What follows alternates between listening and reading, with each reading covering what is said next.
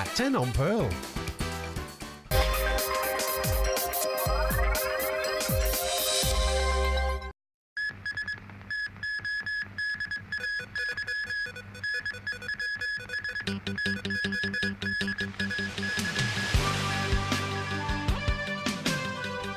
Occupy Central trio arrested, then freed by the police. Upcoming labor tribunal hearing could help decide ATV's fate. And pro-Russian rebels reject Ukraine ceasefire.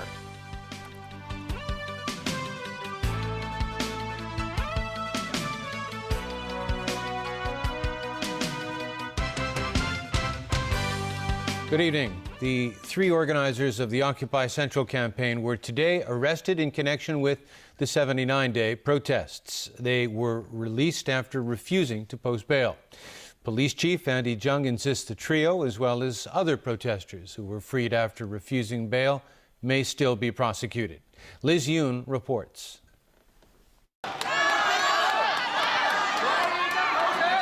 Benny Tai, Chen Kin-man and Reverend Chu Yu-ming turned up at the police headquarters in Wan Chai this morning. Dozens of people were there to show their support for the trio. Among them, Cardinal Joseph Zen.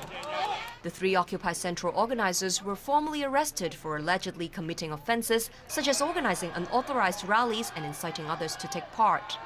They were questioned by the police for about 3 hours. All of them refused to post bail and were released.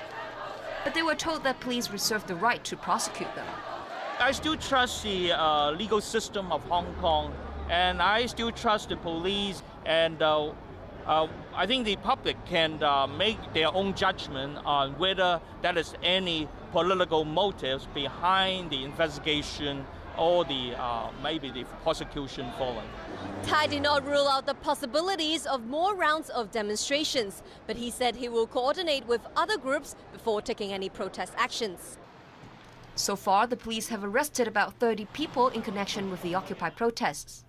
Police Commissioner Andy Zhang said today the force hopes to complete its investigation within 3 months, and he denied suggestions that officers tried to speed up the arrests. Zhang said officers would then have taken the initiative to make the arrests, instead of asking the protesters to come to the police station to help with the investigation. He also accused protesters who appeared at the police station of staging publicity stunts. As for those who refused to post bail, Zhang insisted they have not been released unconditionally because police investigation is still going on. And he said more people could be arrested in the future.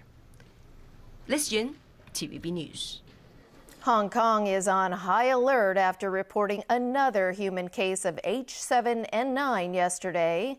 Health Chief Ko Wing-man has warned the public not to visit wet markets or to come into contact with live poultry, especially in areas where there have been bird flu outbreaks. Ronnie Samtani has more.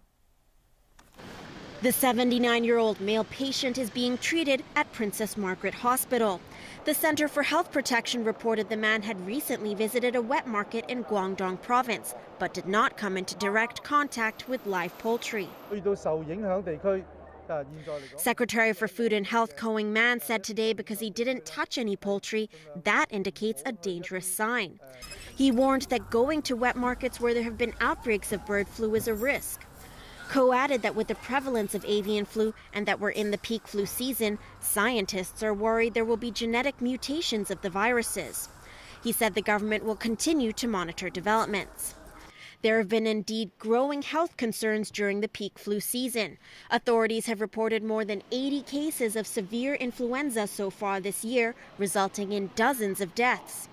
Of those cases, many involved elderly people, and 80% of the patients had not been vaccinated this season. Speaking to TVB News, Hospital Authority Chief Infection Control Officer Dr. Dominic Zhang said this year's flu outbreak is more serious than that of previous years. Zhang said they didn't expect such a high number of infections in such a short period of time. It's not too late to get vaccinated, he added, because another peak flu season will be coming up in the summer. About 130,000 people have received vaccinations so far this year. But Zhang noted a drop in the number of medical staff getting the flu shots compared with previous years. He said the hospital authority offers jabs to medical staff at their place of work. But he explained some healthcare workers don't think it makes any difference whether they get vaccinated or not, or they are too busy. Ronnie Samtani, TVB News. Secretary for Labor and Welfare says the government's hands are tied at the moment over ATV's failure to pay its staff their December salaries. And as Evelina Lung reports, all eyes are now on an upcoming Labor Tribunal hearing involving former staff who are owed severance pay. The deadline to bid for a 10.75% ATV stake ends on Monday. Today, Labor Chief Matthew Cheung said he hopes a white knight will appear to save the troubled broadcaster. He said one of the problems that this white knight will have to deal with is the outstanding December pay for ATV employees. When asked why the government cannot turn to the protection of wages on insolvency fund to pay the broadcaster's staff, Cheung said this can only be done after a company is being wound up or its staff apply for bankruptcy or there's a court order to do so. So this makes next month's Labor Tribunal hearing involving the station crucial, Cheung said. He was referring to a move by dozens of former ATV staff to sue the company for failing to pay them after the contracts ended. Cheung explained that the broadcaster's employee could use this ruling to apply to the court for a winding up order or to apply for a court order to deal with the issue. A spokesperson for ATV's executive director, Ip Ka-po, revealed that the station's legal department is dealing with all the legal matters. Evelina Lang, TVB News. Japan has promised not to give up until the very end in efforts to rescue 2 hostages held by Islamic State militants. Now in Jordan, Japan's deputy foreign minister said he's working around the clock to coordinate efforts to try to win their release. Militants affiliated with Islamic State posted an online message yesterday saying the countdown has begun. On Tuesday, the extremists gave the Japanese government 72 hours to pay them $200 million or the 2 hostages would be killed. That deadline passed yesterday with no word from the captors. At least 2 people are dead and dozens injured after a powerful explosion rocked the southern Philippine port city of Zamboanga.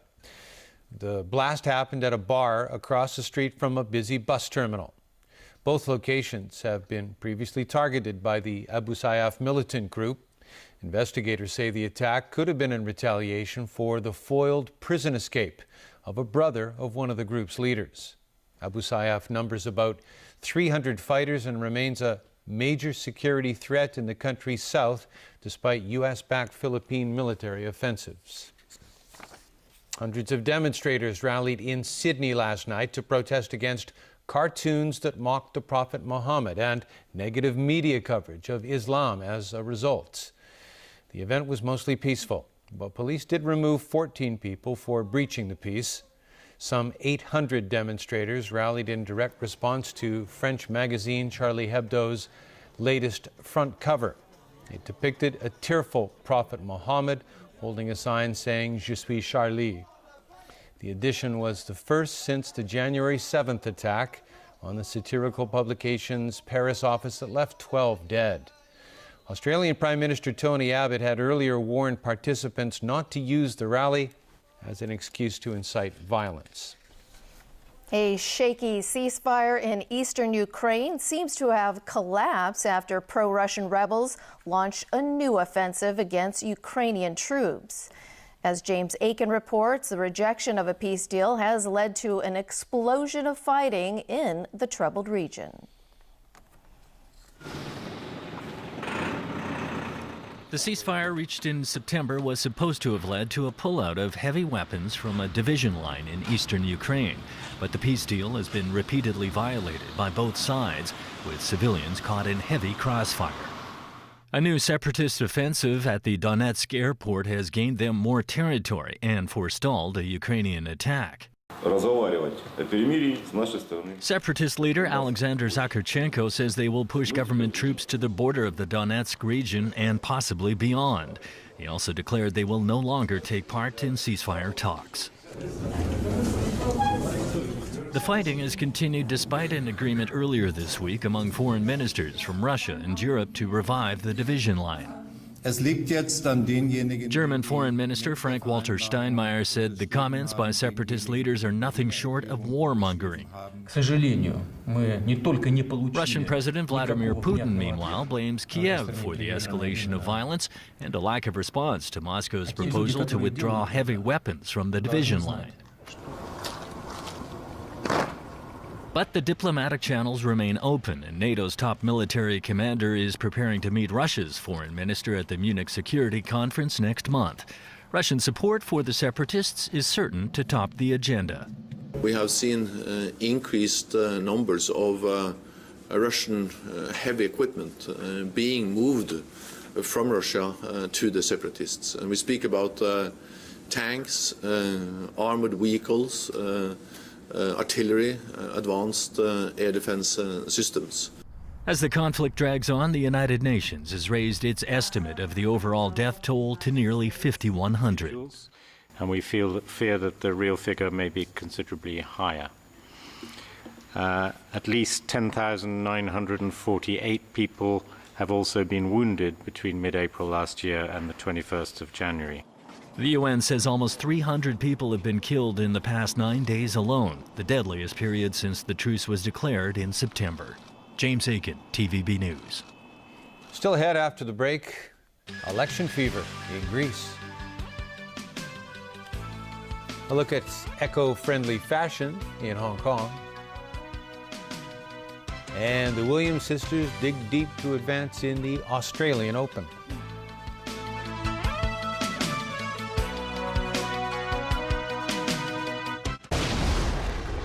Once again, I must ask too much of you. Tonight?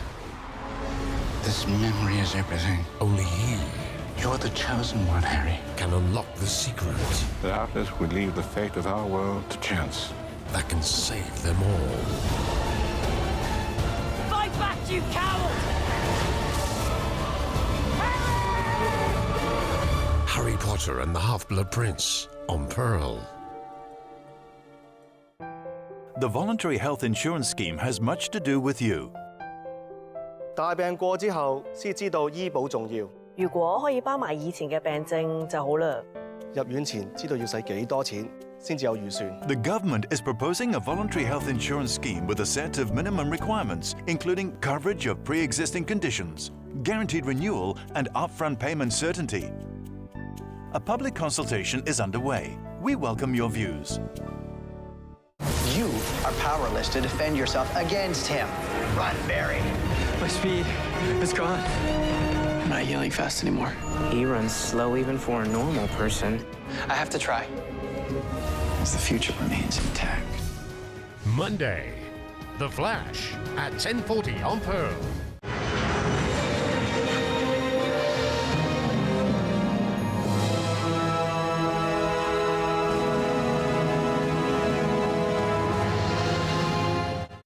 The time now is 7:43. The time check was brought to you by Seiko.